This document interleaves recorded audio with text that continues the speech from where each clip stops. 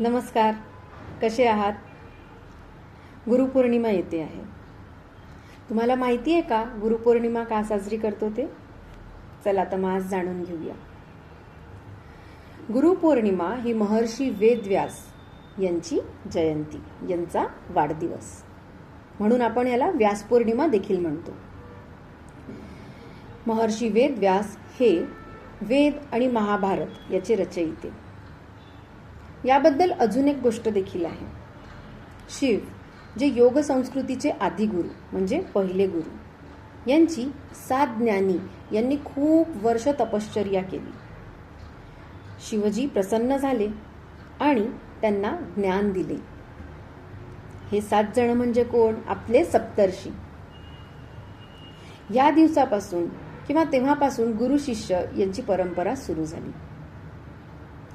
असे बरेच गुरु शिष्य आपल्याला माहिती आहेत, जसे की रामकृष्ण परमहंस आणि स्वामी विवेकानंद, गुरु द्रोणाचार्य आणि अर्जुन,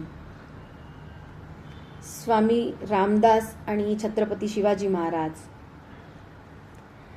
अगदी हल्लीचे म्हटलं तर रमाकांत आचरेकर आणि सचिन तेंडुलकर, किंवा सरोज खान आणि माधुरी दीक्षित. गुरु या शब्दाचा अर्थ काय? गु म्हणजे संस्कृतमध्ये अंधकार आणि रु म्हणजे काढणारा.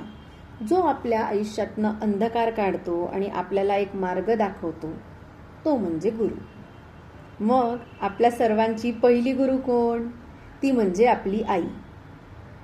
चला तर या दिवशी आपल्या सगळ्या गुरूंना नमन करूया. त्यांना एक छोटंसं ग्रीटिंग कार्ड किंवा फुलं देऊन एक थँक्स गिव्हिंग करायचं. गुरूंना थँक्स गिव्हिंग करायचा हा दिवस, असा आपण हा सेलिब्रेट करूया. सर्वांना गुरुपौर्णिमेच्या खूप खूप शुभेच्छा. धन्यवाद.